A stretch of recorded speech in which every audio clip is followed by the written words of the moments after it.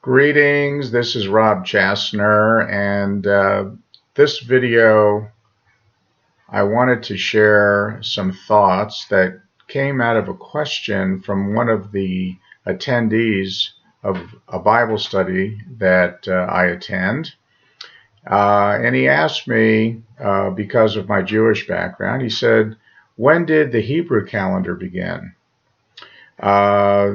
The fact is that we're right in the middle of the fall festivals of the feasts of the Lord. You can find those in Leviticus chapter 23.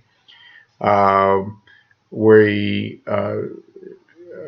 Teruah, the day of the blasting of the ram's horn, also known as Rosh Hashanah, or the head of the year, the Jewish New Year, began on the Gregorian calendar just a couple of days ago. We're in mid-September 2015 on the Gregorian calendar, but we just began the year 5776 on the Hebrew calendar.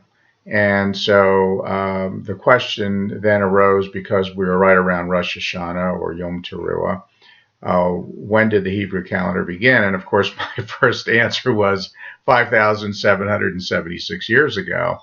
And so I guess he then decided to ask me, well, what was the marking or the event that started the calendar? And I thought it was an interesting question. I mean, it may be a simple question, but it really is a bit complex. So I wanted to answer that question the way that I view it. And this is the way I see it. First of all, we know that God is eternal. We know that really from Genesis 1:1. It says, in the beginning, God created the heavens and the earth. In Hebrew, it's Bereshit bara Elohim hashamayim v'et ha'oretz.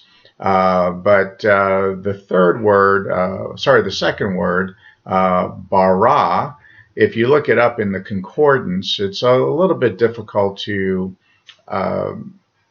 define, but it means created from an eternal nothing, not just created from nothing, but from an eternal nothing. So that lends itself to the eternality of God.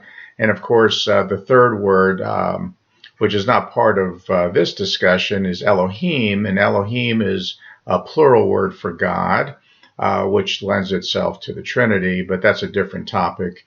In any event, back to the topic at hand, that would be the calendar. When the calendar started, we know that God is eternal, and so therefore God does not require or need a calendar.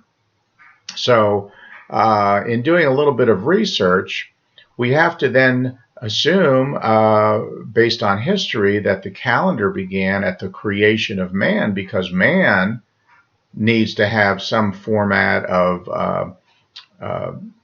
of a calendar in order to record history, the history of man. God's history is eternal, so there's no calendar necessary.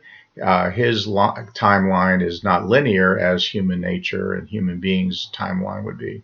So there it is. When Adam and Eve were created, that is the beginning of the Hebrew calendar. That's the beginning of the Jewish calendar, or God's calendar, that he uses to describe the various events of history throughout the Bible. So we're in the year 5776. It just began on the Gregorian calendar, September 13. Happy New Year to those who celebrate the Jewish New Year. And this is a Jubilee year. And I thought it was important to bring this question and this answer into the public venue.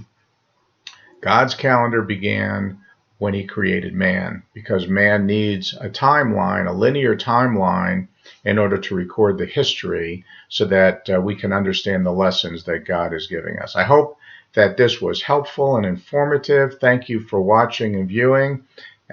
Please feel free to click on subscribe and to watch the other videos that I have produced with extemporaneous Bible studies on various topics. Thank you. Amen.